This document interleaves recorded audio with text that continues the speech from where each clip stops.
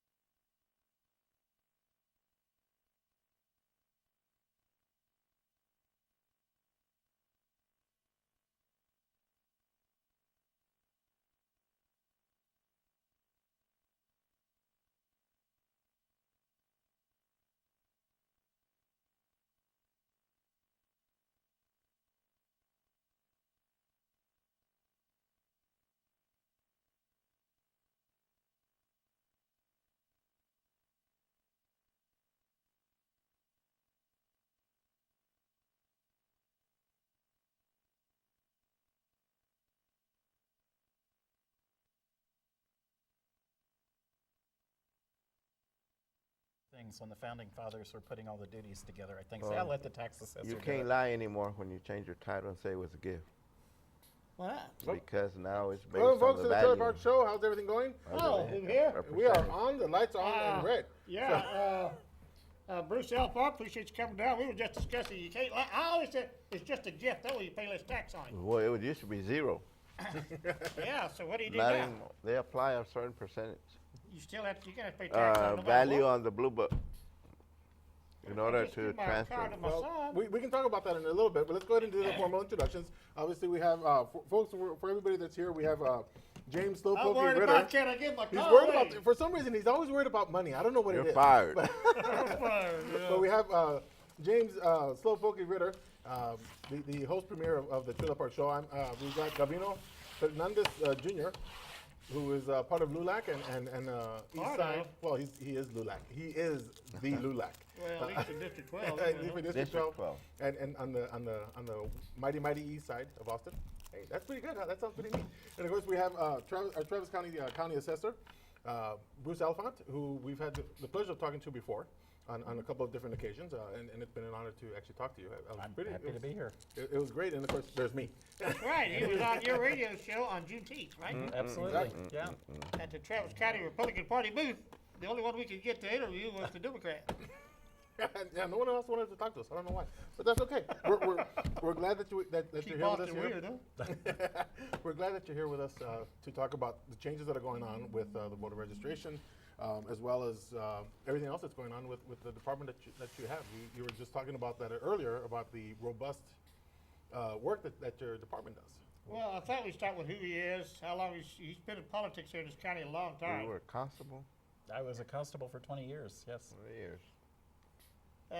Some of the, you know, I know you've been educated well. UT, was it? At UT, class of James 80. Bourne? And then I went back and got my criminal justice degree in 95. Are you from Austin? I grew up in Houston, came to Houston. Austin to school, and stayed like a lot of people. Like a lot of Maybe too many people, but I'm here. Tim Poor, we have, you got a Facebook page, really nice stuff. Keep calm, vote on, it's too late if you ain't registered now. Today was the last day, if I'm Today was the correct. last Well, day. actually, the deadline is at midnight. I Midnight. know there's some folks on campus who are registering voters right up to midnight, and we certainly want everybody to participate in our government. Yeah, here's some pictures from, you were out at our Dallas Springs community. There's a precinct 450 chairman, and there's the customer, we call him. He's a customer at the store my wife works. And of course, you out there, I did have a problem with this. You were swearing in registrars who showed up when the class was over, or almost over. Is that legal? I guess so. We shouldn't have. They should have been there for the whole class. That's what I thought, because when we took ours, if you were 5 minutes late, you had to come back next time. That shouldn't have happened. Well, okay, well, then I guess it's, Tell me who they are, and we'll fix it.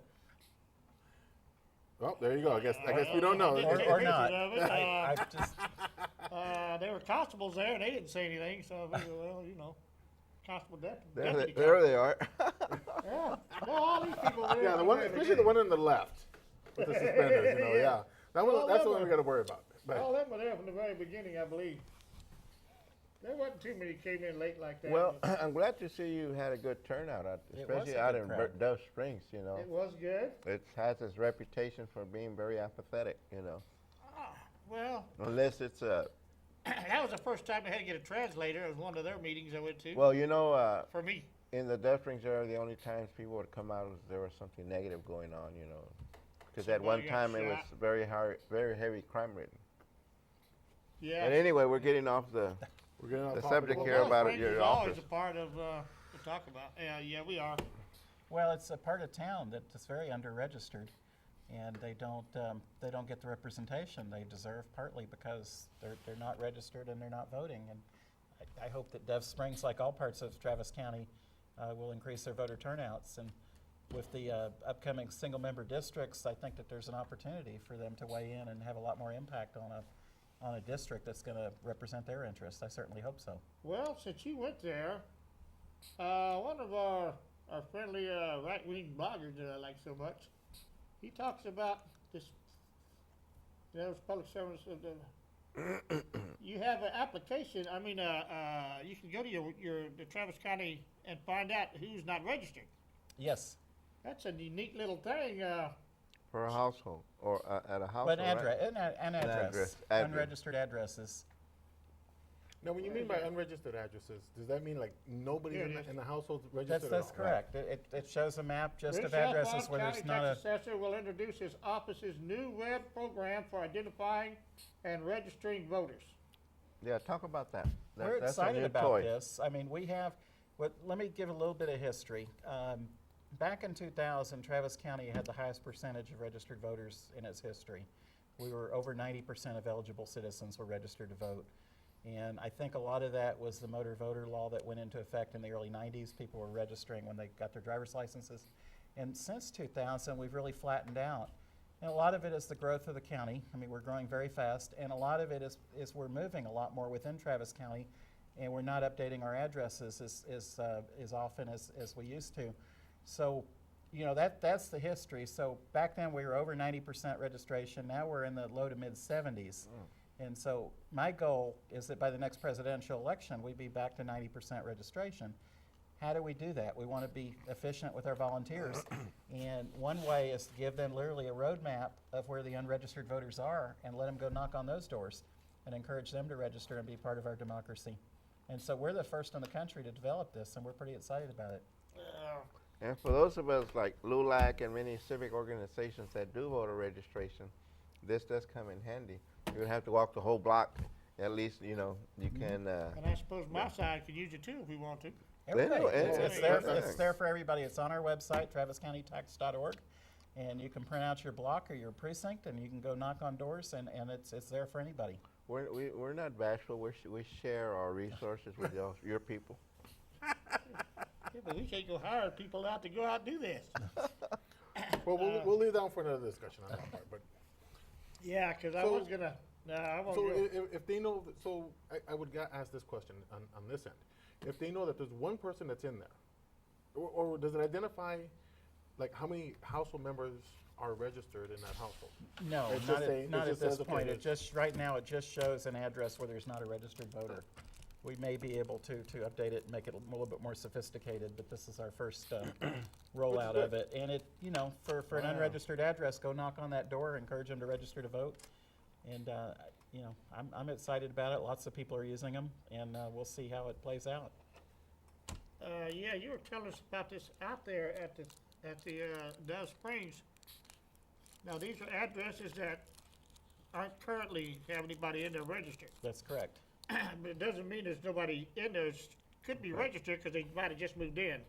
We don't know who's in there. And if they it's- did, they need to upgrade it. Update They it. need to Well, upgrade to their correct Update. address. Well, exactly, because there's two things on this map. There's green dots for unregistered addresses, and then there's gold dots for addresses where they're on the suspense list. And I think we're going to talk about the suspense list in a little bit. And they're probably not there either. So we encourage those doors to be knocked as well, and encourage people who, so many people are moving and they're not knowing or remembering to update their address, and there are probably people in there who are eligible to be registered voters, and we want to encourage them to do so. Oh, somebody's in trouble now. I turned mine off. Well, sometimes we have our phones up. You sometimes did we mention don't. something about the protocol. As he asked what process is used to identify or remove deceased voters. What is that practice? Well, how does it's- that work? How does He that says, work? thanks, Bruce, for coming out the other hood. We, Looks like we the have customer. we have a viewer that likes to text message, Uh-huh. just to let us just to give us Be a part of, we updates. encourage that too, I guess. So What we do is, Thank you for coming to Dove Springs. I know you have been active all over the community. I'm happy to be there and here and everywhere. I feel like that's part of my job, is to be out in the community. I will tell you, before I was ever elected to anything, I resented the elected officials who, you saw during the campaign cycles, and then you didn't see them for 2 years or 4 years until they needed you again. And I promised that I wasn't going to be one of those. They only And- show up at election time, huh? Sure, and I don't, I don't expect every politician to keep my calendar, but I try to get out in the community as much as I can, because I want to hear from y'all, and I want to learn from y'all, and, have the pulse of the community. But let's talk about basically what happens is we send out voter registration cards every 2 years, and they're non-forwardable. And so we will send out, in December, we'll send out the new cards. And all the cards that come back, because people have moved and they're not deliverable, will go into a suspense list. And then we have an amount of time to try to find those people. We send out a first-class letter that is forwardable to the cards, the people whose cards came back. We get on the phone, we do everything we can to try to find them, and ultimately, the people we don't find have to be purged from the list. And this happens after the election cycle. Last year, in November, we had a record 635,000 voters. It's not where I want us to be, but it was a record. In December, we had to purge 45,000 people because they moved, we couldn't find them. And, I never want to have to purge that many people again, and that's why we're being so aggressive and encouraging people, when you move, re-register, and register the first time, and make sure you keep your registration current with your current address.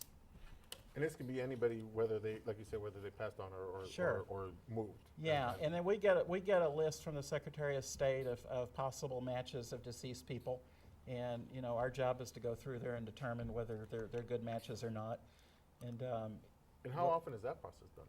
That was one of my questions. I believe every year we get that list. Last year, before I was in office, they got a list of about 2,200, and all over the state. That caused a little bit of controversy, and we're trying to streamline the protocols for doing that, because we want to err on the side of the voter. We don't want to be removing people who really likely are still with us and are still voting. So we want to be really careful about that.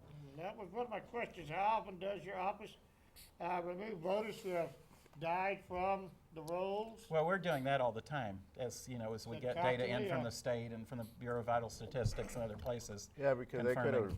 died a month before the election. I mean, they're still going to be in there. I mean, you can't remove it. They don't move it that fast. Right? They don't remove Well, it that fast. I can't remember, there's a 60 or 90-day period before an election where we can't mess with the rolls. And so people, within that period, Quite possibly. yeah. I never heard of this But- one. This sounds like more fun times. 60 days before the other. Yeah, I think I have heard of that. But I thought that was. But that's to prevent, other kind of chicanery. And, I think it works pretty well. And I can tell you that I don't know of an instance in Travis County where we've had serious allegations of vote fraud to that regard. Thus, no ID law. Yeah, well,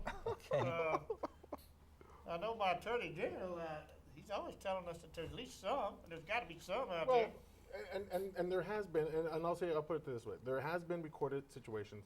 It may have not been in Travis County, Yeah. but there has been in other areas, In and it's not, and Texas. it's within the state of Texas. And it's not to say it's not going to happen here or happen in any other county. But for right now, we haven't had anything recorded here in Travis County, which is good. However, since Gavino mentioned the state law, about voter ID, which is a nice segue. I love that. I love that move that you did right there. You know, it is a good way to talk about the changes that have come on with the state and how we now have regulations where we now have to do this vote. You know, you have to present some type of ID to vote, and it's a big change for us. What do you think is the problem with voter ID law?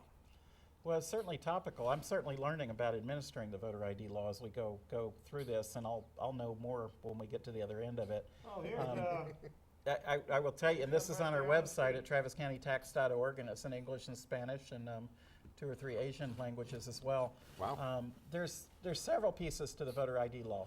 The first one is the piece that most people have heard something about, that you have to have 1 of 7 IDs to be able to vote. And if you don't have that, then you have to go to the driver's license office and get your EIC, which is your election identification certificate. and that's free. And it's free, but to do that, you have to show proof of residency or citizenship, and that may be a hardship on people. So that's one piece of it. We've been doing some outreach, and we're finding very few people who are coming forward to do that. Now, some people would say, well, there's not a problem. Other people would say, boy, this is a more difficult problem than we expected to try to find this population. So that's the first piece. The second piece of the statute is that your name has to be substantially similar now. And which means that if your name's not identical, at the very least, you're going to have to sign an affidavit at the polling place swearing that you're the same person. For example, my middle name's not on my voter registration card, but it is on my driver's license. That's not identical. I'll have to check a box swearing that I'm the same person. Here's where it gets a little bit more dicey. People get married, they change their name, they hyphenate their name. They kind of wait on the driver's license. I'm not going to go do that until it expires. So they've moved, and so their address isn't right, their name's not right, and the election judge has to make a choice, make a decision.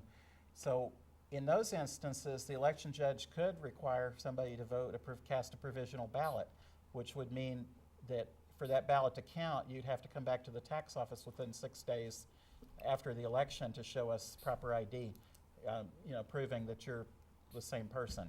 But that's a state. Let me go ahead and defend that portion. I'm not because- defending or No, I opposing. know. I'm just I'm just laying it out. I know. When it comes to having the information be exact on, like, for example, if they have a hyphenated name or something like that, isn't that state law requirement, where if you have a change such as your address or your name, Yes. that's a state Your requirement. driver's license is supposed to be updated. Your So your you're already correct name breaking is the supposed to law. be on there. The challenge we have is that is so widely ignored. Right, and you're right. Yeah. I was guilty of that.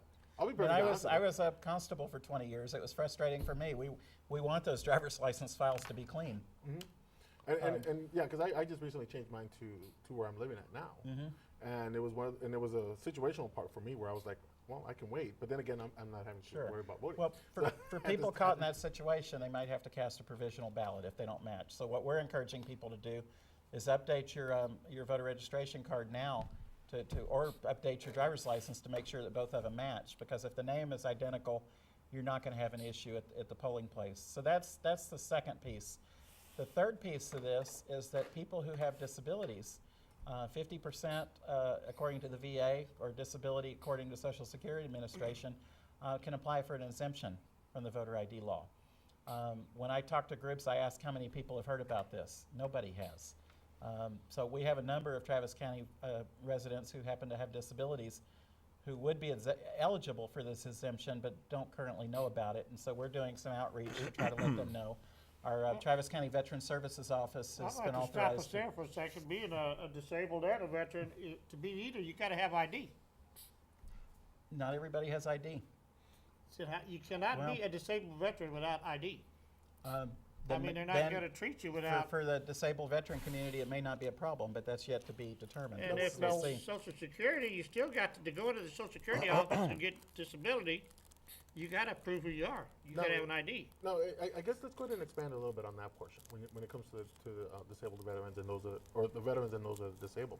When you say that they're exempt from the provision, does that mean that they do not have to have a Texas ID, or will they be able to use any other form of identification that's allowable? Yeah, They let's- can qualify, they're eligible for an exemption if they've been deemed disabled by the VA or the Social Security Administration, 50% disability by the VA.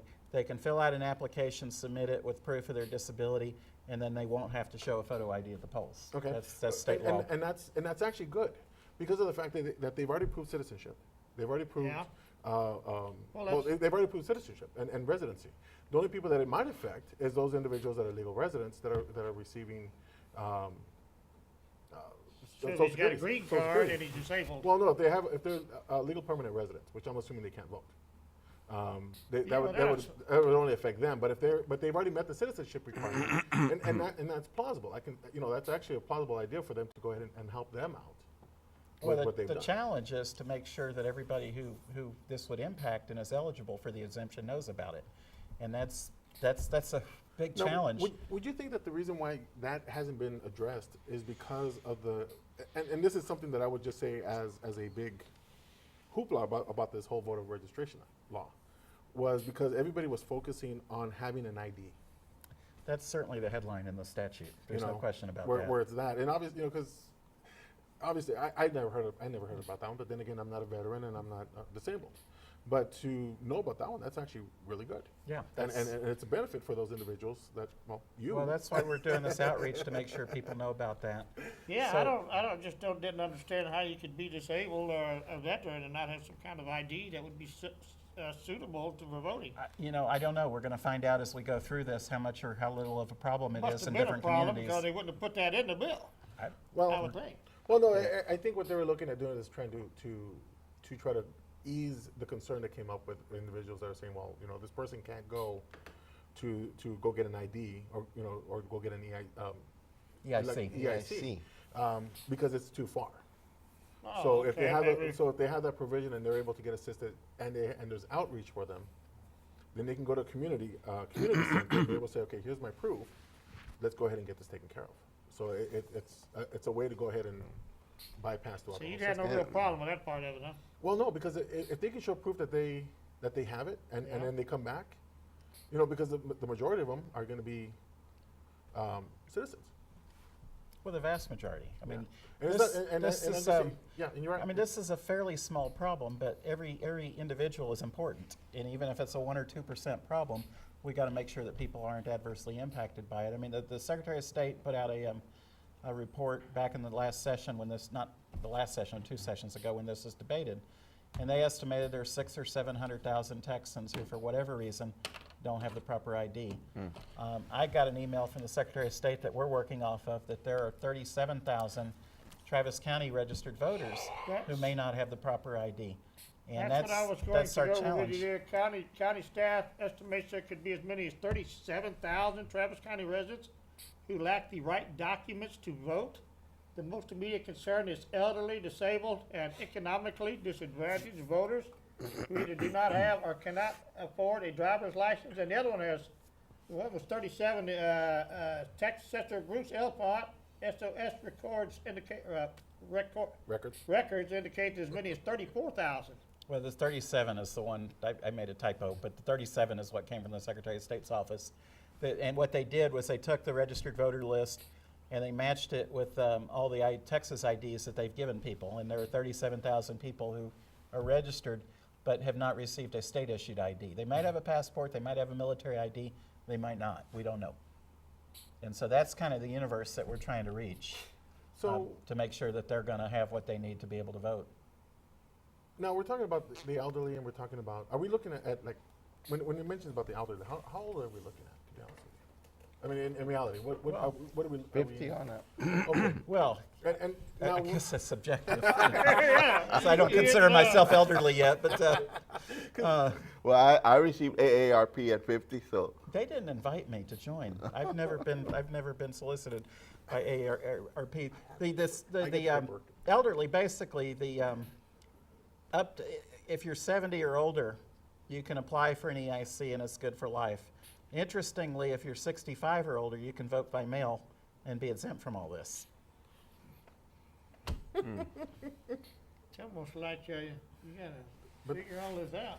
Well, but Uh, it's at least creating some pathways for people that may or may have not been able to go get the documentation or some type of documentation to get the assistance that they need. And for example, especially those that are receiving disability from Social Security. Well, like I That's gonna be a pointed big out, that's and gonna be a big like plus on my that. party likes to point out, you need ID for everything. What is it that you cannot do, that you can do without ID? Obamacare, you can't get Obamacare without a picture ID, can you? Well, you're not gonna, if you're really poor, you're not gonna get Obamacare anyway in Texas, because we didn't take the money. Your people Well, didn't. no, actually, Some people that didn't money, know. actually, the money I was was designed blaming for the Medicaid. Republicans You're talking about the federal grants for the Medicaid expansion. Medicaid expansion, Right. those are But- the truly poor that are not gonna benefit Well, from Obamacare. the reality of the situation on that one, and then the reason why I can talk about this is because I have some experience with the Medicaid programs. What that money was designed to do was to help expand those individuals that like barely barely missed it because they were off by $20 when it comes to income, or they had some other unreported income that they found that denied them. But what it was going to do is that it was actually going to stretch the eligibility income to allow them to go ahead and be covered. So if you have an adult with children who is making, I think that, if for example, the guideline says you can only make $85 a month for income, and I'm just using that as a single parent with one child. You can make, I think it's like $127, I think, for income per month. And then if you do that, you can actually qualify for TANF and a whole bunch of other programs. But what that was going to do is that was going to help say, okay, if you make $200 a month, then we can expand the percentage of the poverty level to go ahead and help those other individuals and cover them through these grants that they're going to be receiving at the federal level. But the problem that comes up on that end is that obviously the state has to find a way to fund it in order for them to go ahead and continue with the money that the federal government's going to be receiving, plus getting the whole information with CMS. That makes a whole bunch of other fun. New Mexico had a similar problem, which is why I'm fairly knowledgeable on that end. But It's not my area of expertise. well, it's just I've had to learn a few of those areas. But when it comes to, I guess the big part that I've heard when it comes to voter registration is obviously, as James said, was having an ID. Now, there's ways around to prove identity when it comes to individuals who, let's say, for example, can't, like, for example, you mentioned on one of the previous shows, Gavino, where birth certificates were an issue, where somebody has to go to AccuCheck and get, I think it's AccuCheck, and get, pay $25 to get a birth certificate. But there's which is, I understand that part and the importance of it. But when it comes to other methods to identify the person being born in Texas or being born elsewhere, what is the state allowing you as a department head for helping people get enrolled? Is there other methods that they can use? For example, I'll use this as a prime example. There's the Medicaid offices actually are connected with the state vital statistics, where if a person comes in to apply and they say, for example, their child doesn't have a birth certificate, but they were born in Travis County, as an example, they can identify that. If they provide the information, they're able to go ahead and acknowledge that the fact that the person is a U.S. citizen. And conversely, Social Security can do the same thing. If an adult's doing the same thing, they can also get that information. There's also vital statistics reports that are out there that can be purchased. Is there what resources are they going to allow you to use for that process? Well, we're mandated to accept one of 7 forms of ID, and that's really what we can do. We don't have a lot of wiggle room there. Those are what we can accept. Now, you can argue that maybe there's some other forms of ID that should be added to the statute to make, for example, student IDs issued by state institutions are not eligible. And I think that's unfortunate, and that ought to be added, because this is putting a hardship on students who are coming here from out of state who want to vote here, and they don't have a driver's license. And I don't know, that's, But are they, I but when think it they comes already to- got too many forms. Just, Or are they? So I'm assuming that finding like proof of identity or proof of birth on a person who was born here, let's say for example Gavino can't get his birth certificate and he needs to vote. If he was able to show proof that he was born in Travis County, would they allow that process? Is that something that's allowed? to get one of the 7 forms of ID, I mean, that's up to DPS, and they have a brochure showing all the different kinds of IDs that you need to bring Okay. to be able to qualify for an EIC if you don't have one of the 7 Right. forms of ID. And And where- birth certificate's one of them. Weren't they gonna roll out the DPS vehicles or? They are actually they are, and they're actually extending the weekend shows on. Oh, great, cool. We have that on the site, so those that are watching on the show right now, you can see the forms, and we've got Mrs. Social Pokey. Security card, voter's registration card, school records, Medicare, Medicaid card, ID card issued by a government agency, unexpired insurance policy, and expired Texas ID. Unexpired insurance policy. Well, that's good. Oh, what the difference is? Unexpired insurance card, Means that it's yes. active. I guess to show that you're still at that So address or something. those would be what you would need to bring to DPS, the driver's license office, to be able to qualify for the EIC. And it's only if you don't have one of the 7 forms of ID. If you have a passport, you're not eligible for the EIC. You Yeah, I vote don't with the know who would passport. not have one of those 7 forms, but And that's where it could also get funny because the passport is not gonna have the same name as the voter list. Like on mine, it doesn't. Mine says Gavino Fernandez, Jon, instead of Jr. Who's John? I don't know. But if I was to show that to the judge and say, oh, wait a minute, you have to sign this affidavit. Well, if your passport, good thing you're the if you're judge. going to use your passport Yeah, as your to photo vote. ID and it doesn't match identically with your Right. voter registration, Right. at the very least, you'll have to check the box Yeah. swearing that you're Yeah. the same person. In Travis County, I don't expect that for substantially similar names, that's going to be an issue. They're not going to be worried about a middle name missing or, somebody who's a senior or junior or You'd third be or whatever. surprised. You'd be They're gonna- surprised at those voting polls we work. Yeah. that people I think could- they're going to be more concerned when the last names don't match and the addresses don't match. And then they have to make some decisions. flag it or yeah. Yeah. I have a question on the property taxes. I know that. Oh yeah. I wish I could help lower them for you. but Well, this is the part I like to find out where it's born. So maybe next legislature. 'Cause I know it's a state. Yeah. Well, you'll let me know. The percentage that's applied for when you do a payment plan. Yeah, that's statute. That's statutory. statute. So that would have to, in order to mess with any of that, it would be a legislative action. It would be a legislative action, and given that our interest rates are historically so low, that might be something that the legislature would be willing to look at to bring them down Yeah, a 'cause little they bit lower. are high. Because, 5 years ago, 10 years ago, these don't stand out as much as they do today. Yeah. And I'd like to see them lower. I mean, my job is to make sure people pay their taxes and on time. And if they don't pay them on time, there's got to be a penalty. But, we want to be reasonable too. 17%. Well, depending, 17% if you're Say, months and sounds months like- delinquent, Yeah, not for the first Right, month. right, yeah, as you go on. Yeah, I mean, it gets larger But- the longer you're delinquent. But, for example, in my case, where I live, where we're being 17% genocide, not gentrified, but hey, it's free company, buy I five, have do to everything. get on a payment plan. And we have payment plans. And by the They always 10th, do. by the 10th month, I think it's in June, where that high percentage, the highest percentage hits. That's a So, percentage man, mean you oh. can't get. Huh? Mean you can't get a high percentage like that at no bank around. Oh, no, but They get it. They get it, yeah. Well, that's why we really encourage people to pay what they can as soon as they Right, can. right. So Oh, less okay. of it is going to be, eligible for penalty and Here's where I interest. was going is that a lot of people because of the rapid increase in taxes are losing their land. Because, for example, in my case, if I didn't have rental property, I'd be out of You there. Probably lost it already. I would have lost both my house. Because one of them is 4,500, 2 lots from the power plant where I live. And then my rental one next to Pan Am, that's almost another 4,000. 10 years ago, things change. But if You gotta raise the rent. in total, like for me, that's $8,000.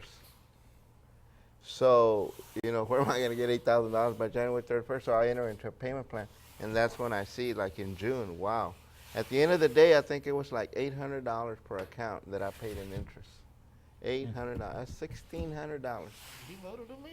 So, Well, but it's y'all's legislature. But you know, Oh, that's- it's my people's legislature. Well, Yes. it's a combination. It's a shared responsibility. that It's the legislature. statewide? It was the local policymakers who are. That's what I And thought. it's, they're reacting to the voters. How much services do you want versus how much taxes you want to That's pay? true. And it's a balancing act. And, you know, I think that, you know, the vast majority of our folks on council and commissioners court and school boards are very honest brokers trying to do a good job balancing the needs in the community versus the taxes. It's always, oh, it's just gonna be $2 a month.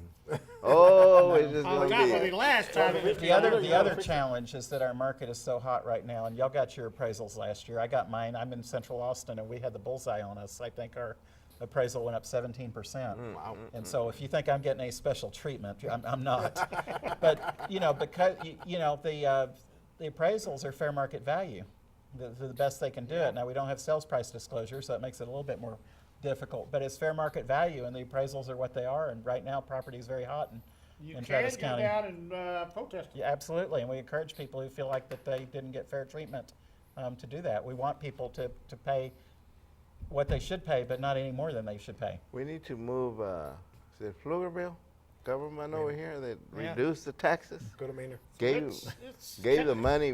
when we gave get the to voters our back segment of some the show money. about announcements, we'll go over the 10-1 meeting right now till 10 o'clock, and another one on Wednesday, I think. We'll see what the election comes out in 2014. Mm. You're right. It's a good. It's a shame. I thought they had grandfathered people like you in. Oh no. No. So I know, like your parents and these other old people own these houses on the east side forever. Bean Brown doesn't give an exception.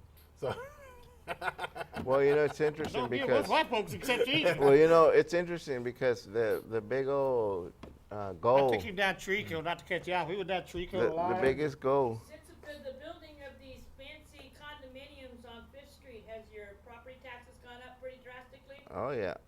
Mm-hmm. That's $100 property move in next door to you. Your property goes up. Right. Wait till your neighbor puts in a swimming But pool. it's then you're in really trouble. but it's because of the way Texas appraises properties, and it's based on the last sale and things like that. Whereas in other states it's done different. You know, that's why you have a lot of neighborhoods where businesses and homes and mixture of incomes coexist. See, but like in Texas, you can't have, what do they call that, rent? Rent to own? No, No. subsidized rent. Something like that. Rent controls. Rent control. There you go. Rent controls. That goes back So, to another thing I was going to talk Well, about. but anyway, what I was going to is that it kind of busts the bubble on that whole dream of being a homeowner. Yeah, you never The really American are. dream. You Because, never are. Because like I mentioned in my case, if I didn't have that rental property, I own the properties, they're mine. Yeah, But- you thought you did. But every year, it's $8,000. That's one of those other reasons I say we don't need to buy a house right now. Yeah, Every but even rent, if you rent, you're still $8,000. you know, the rent, the property tax comes out of the rent. And if you gotta pay $100 property tax, you go up your rent $101, Oh, yeah. or 102 or 3. Like you say, it's always a little extra. So are you receiving a lot of people that are appealing? Oh, sure. I I mean, think that, I'm trying to remember, there were 70-some-odd thousand people who appealed, who protested their property appraisals last year, for this recent year. and that would be about how I mean, out of how many homeowners? Oh, Approximately. well, we have 400,000 parcels, so it's still a pretty small amount. Yeah. On the commercial side, you know, most of the commercial properties protest and then they file suit. Yeah. And it overwhelms the appraisal district because, you know, they don't have unlimited legal fees. I like that idea. Which idea? Overwhelmed, because I was gonna, before we got off of the voter thing, I was gonna talk about the Cloward Beeman strategy, the Democrats from Chicago. That's where you simply overwhelm. You register so many people to vote that you just can't go through them all. And that's a good idea too. On I know about Well, dilatory tactics. Well, here's the problem when it comes to that portion for property Yeah, it taxes. is. See there, it says you just register as many voters as possible, legal or otherwise, and help them vote multiple times if possible. Well- Overwhelm the system with well, fraudulent registrations. You know, That's Texas. not our policy in Travis County. Excuse well, me. that's That's- Well, you know, Texas is behind in the modern voting because there's states where you can register the day of. oh yeah, and I've been told that will just kill us. Even In the Oregon, the voter, It's email voting. In California, I think No that wonder they're all it's screwed a up out there. 1 week or 2 week period voting. Well, one by thing mail. that I think that people across all, party lines and, different persuasions ought to agree on is the fact that Texas has nearly the worst voter registration rates and nearly the worst turnout rates in the entire country is just terrible. And, we need to work together to figure out how we can encourage more people to participate in our democracy.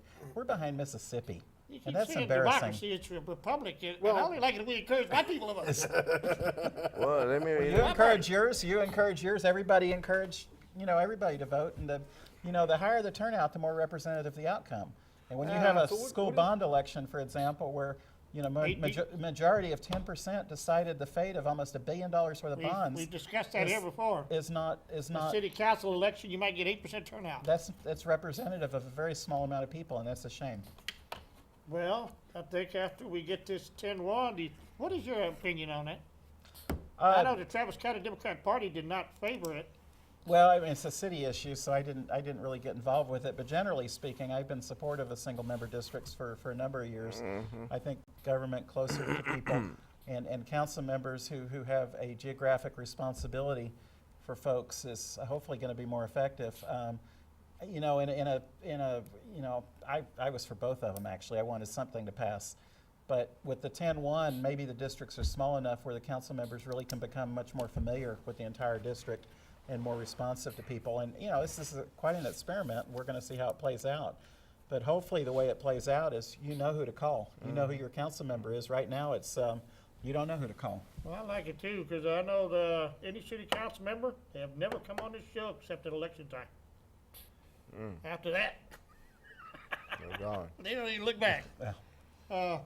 That's And good. when you represent a smaller district, you're going to have to get out more and visit with folks. And also having the election during on a regular November election date, With the governor's race, the governor's race, On the, this time, it's governor's race this time, even years. 14, so we should have a pretty good turnout for city council for the first time in Ever. If, Well, no, if ever. people get that far down the ballot and cast votes in the city races. And that's, it's going to be hard to measure whether the 10-1 actually motivates more people Right. to vote in council elections because now it is grouped in with the state election. So it's really going to be hard to tell for sure whether, that encouraged more participation or not. Yeah, you're going to have a 40-45% turnout in the governor's race. Does that mean that Will that- trickles will down to that the trickle city down to the ballot? little We don't know. down ballot, I call them. Yeah, and is that going to be an informed vote cast, or is that going to be a vote for the person they've heard of the most? And so I That's it. kind of liked having the city by itself because I didn't like the small turnout. I want more people to care about their city. But the people people who who did came turn out out- knew something about the council, about the candidates and the issues. And it's too bad that, the critical mass that knew something was 10%. That's terrible. And more people ought to know about their city government, and their county government, and their state.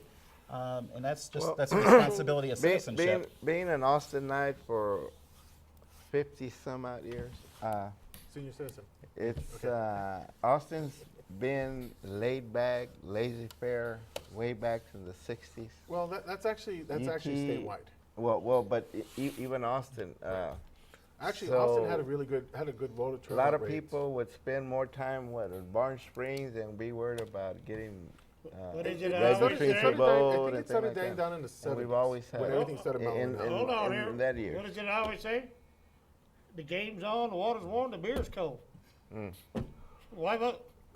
Well, if you look back, the biggest turnout that I can remember in our communities, Delve Springs and where I live, is when they had the lottery on the ballot. Yeah. So now- Yeah, we will agree on here. I know Gavino and Gable too. We both try to get people to be informed voters. That's what we really need is informed voters. Regardless of how you vote. So in regards to trying to get more people to vote, would that be something that you being the tax assessor and assisting with enrollment for voters, would you consider that more of an issue of a government issue, or would it be more of a party issue? To I go thi- ahead and then try to get people to go I in? think it's an everybody issue. I think, the parties ought to be pushing their people out to vote. The civic groups like the League of Women Voters ought to be pushing their people out to vote. Government ought to be, making sure that the material is easily accessible. I Like did the, notice you said on your class that you can't make it a political thing. You can register people to vote at political campaign rallies. You absolutely can. You just can't turn anybody away who would be eligible, and that's So really if I'm important. at my buddy's, Greg Abbott's rally, and one of the old people come up, I still gotta register. Yes. Absolutely. If they wanna vote for Wendy. You're one of our proud VDRs, volunteer deputy registrars, but Me it's and my a, sister-in-law both, we got 3-digit numbers. That means we were the one Yeah. with the first. but it's a constitutional responsibility. You have to register everybody who's eligible. That's right. But we can do it at political Absolutely. functions. But we do need to given be- all the information on the ID law and whatever, as a voter, show up at the polls. You'll never find out. I mean, you'll never know, because at the end of the day, you will be allowed to vote provisional, and you have 6 days to cure that. So don't let that be a discouragement from going to the poll. Oh, I need to hurry up here on, I did want to also mention, that I don't know why, mostly your party's so against the voter ID law. We need to make sure our elections don't turn into like a banana republic. I'm thinking about the 2000 election, because we all know about George Bush stole the election, and I could say, no, they tried to steal it from him, and that was a very disenfranchised. How do we not disenfranchise voters? And I'm thinking the voter ID law is a good way to keep voters interested. Well- And thinking that they're, am I making any, am I Here's- articulating correctly here? Well, here's the way I would see it, and this is just, Do you understand what I'm trying yeah, to say? I understand on that part. I want to but- keep it, But along the lines of having people wanting to vote, they have to feel that their vote matters. yeah. not that it's just a vote for whomever, but their vote matters.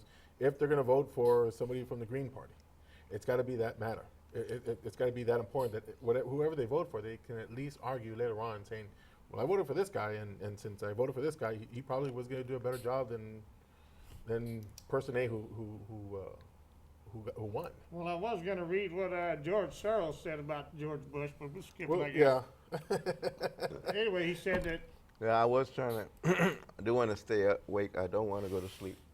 George Soros, he's one of your people. You know, they always worry about the Koch brothers or whoever they are, our right-wing billionaires. Well, you got one too. Well, we'll go ahead and so what else is going on with Yeah, the let's assessor's skip it office? and go on to Yeah, other let's go ahead and things. continue talking Well, about you what's just going on won with the assessor's office. election to the office. Are you You're gonna, sit in Getting right, or are you settled still in. learning? It's a very complex I know. operation. I'm learning. When the year's over with, I will have been in mandated classes and conferences for 47 days this year. I mean, that's how much required education there is for this position. And that's a good thing. I mean, our office is responsible for $2.5 billion a year, collecting for 110 jurisdictions in Travis County. So, you know, you want your tax assessor to be well educated. But, you know, in the first year, that's a lot to be away. But I think things are going well. I mean, we've talked quite a bit about voter registration, and I'm excited about what we're doing there. We've added 26,000 new registered voters in Travis County, and that's a record for an odd year, for a non-big election year. if they're the informed kind we were talking about anyway. Well, they're the registered kind. And And, that's- you know, that's the first. their right of citizenship Fair and for 'em. responsibility to get registered and go vote. On the property tax area, I mean, I'm proud that our collection rate is 99.25%, which is among the highest in the state. And we don't outsource that to private collection agencies. Which is good. We're working really So y'all hard. don't need my high interest rate. Well, you see, if you, Yeah, I agree with you. we would be a little bit higher. But the point that I want to make about property tax collection is that we really want to automate this and streamline it. And today, we send out, you know, how many bills do we send out? Hundreds of thousands of bills, property tax bills that we have to print and put in the mail and put postage on them. We receive hundreds of thousands of paper checks that we have to process. And then we send out hundreds of thousands of paper receipts. The analogy that I use is the airline industry. Think about just 20 years ago. If you wanted to go somewhere, you had to go to the airport or to a travel agency, and a real person had to issue you a paper ticket. Right. If that model was here today, none of us could afford to fly. They've changed it. When's the last time that you bought a ticket that way? Now you go online, and almost everybody does that. So they've changed their business model, and they can afford to sustain, I wouldn't say they're cheap prices, but they're not, you know, unattainable think for they many. can Yeah. And so in our area, We want to encourage people to sign up for e-bill so they can get their property tax bills electronically, so we don't have to print and pay postage. Will it still be And- 17% interest past a certain time period, or? Many don't want That's, to. that's the legislature. I Keep can't, it that way. I can't fix The that. longer you get to delay to get a hold of me, that's even better. We could say, if everybody would sign up for e-bill and get their taxes electronically, we could save $120,000 right Hold on, there. you got any tips on how you can avoid? No, it kind of reminds me of the. So that would be money that you'd be saving. With because of the taxpayer paper, money. because of If we could get people to pay by electronic There you go. check, that's fewer people go. that we need to process paper checks. And if we can, if you'd sign up for getting your receipt electronically, so we can bring down the cost of doing this, and we have to, because we can't sustain this model, just like the airline industry couldn't sustain their business model. We're gonna have to change, and I wanna do it sooner than later, so we can be ahead of the curve and save taxpayer dollars. Do you put out like your predecessor the list of the highest delinquent? We didn't this year, but Wanna go over that's announcements, something Bo? that we'll look at. Yeah. This year, our collection rate, is very high. And I think they identified businesses or something like Yeah, that. we didn't do any of that this year. So who ends up? Well, then, from your office, seizure of property goes through a constable's office. Right. From your office, Right, from my old office. but the tax collector sends out a notice or sends out. Right, we're the plaintiff in the case. Right. Oh, and- okay, And okay, we work okay. with the county attorney and the constable okay. to execute the judge's order. And the last thing we want to be doing is selling property. We want to keep people in their homes as much as possible. Because when we sell property, We've it only discussed that with deteriorates. constable candidates that have been on. We never thought about it from the Yeah. tax Well, I'm the assessment. plaintiff, I'm the one who directs that, and we try very hard to keep people in their homes. It's not a win-win if we have to take a house. It's just not, 16%, it I'd wanna keep deteriorates. them in there too. We get pennies on the dollar on the courthouse steps, you're out of your house. I mean, it's not a win-win, but we do have to enforce state law, and we do everything that the law allows us to do for payment plans and the rest of it, to ease this as much as we possibly can for folks. But at the end of the day, you gotta pay. Are you looking at anything new to try to, or anything innovative to try to help streamline certain processes? Yeah, that collect you your have? money as quick Well, as besides- possible. Besides the e-bill. I think it's 17%, you don't wanna collect that house. I think- Well, I think the e-bill, the e-check, and the e-receipts are very important. Well, yeah, but I mean, have you, or has anybody within your department thought up other different ways to try to streamline processes, or whatever the case may be? I mean, as the way I tell people, you come into an organization, or you come into a group, and you are able to look around. You're the outside person looking in, and people that have been there for a while have ideas. And is there anything that you're looking at? And basically, you being the fresh person there, you probably have different ideas as to how certain things can be handled. But has anybody come up to you and say, hey, can we try something different here, and try to? Well, we're improve the talking process? about ideas all the time. The problem is the tax code is this thick, and we have to follow the tax code. So a lot of the innovation that we would like to be able to carry out is restricted by the tax code. In the area that automating the collections, that's something that we can do and we should do. Another thing that we ought to be doing more of is that we talked about the high property tax bills and the impact that it's having on the community. But think about the aging of the community. And when you're 65, you get your school taxes frozen. What's that going to look like in 10 years? How are the school districts going to be able to sustain an aging, sustain their revenue base and an aging population? There are more and more 65-year-olds who are deferring their taxes. And it's become like it's statistically significant now where they've just stopped paying. And they can do that. I mean, there's an upside and a downside. The upside is that, if you defer it, you don't have to pay the taxes. But when you pass away, it's going to be so much harder for your heirs to be able to retain the home if that's what you want. But that's having We talked about that before, in the land bank or whatever it was. Oh, yeah. Yeah, that so land that's bank. having an impact on different jurisdictions, and we need to really do more to understand what all that's going to look like in 5 or 10 years, so that all the taxing jurisdictions can prepare for that better. Well, you'll still be getting your money when they die, you get your money. Well, we may get pennies on the dollar on the courthouse steps, and so we may not get our money. Well, you still get a first crack at it anyway. Well, sure, we have first lane, If but they do manage to pay the tax without paying the school tax part, the part that's deferred, then, But going forward, if a higher and higher percent choose to defer in the aging population, that really changes the calculus for especially for school districts and for the jurisdictions that do a 65 plus break or freeze. I do want to mention that when you go into your office, that you have very, in my experience, have been very senior, courteous employees. The first one you walk into is very polite, very welcoming. 17%, I'd be polite too. No, I'm talking about if you're gonna go get married, you Oh. know, And that's- divorce. That's Dana's office. Divorce. So That's your we own. don't do the marriages. Okay. Yeah, that's the other one. No, but the voter registration, Oh, you know, you because do I marriage went the, licenses, I don't went, you? the- No, county clerk does. I went the other day to do a voter registration stuff update and for someone, and you know they were real helpful, real resourceful. Well, I inherited a very well-run Yeah. office. I mean, Nelda did a great job, and Tina for the last year did a great job, and they focused so much on customer service. They wanted to make sure that you got in and got out quickly, Yeah, and we- got your business done. And with the We had growing no population, problem. that's going to be a challenge to be able to continue that because it's going to require more resources.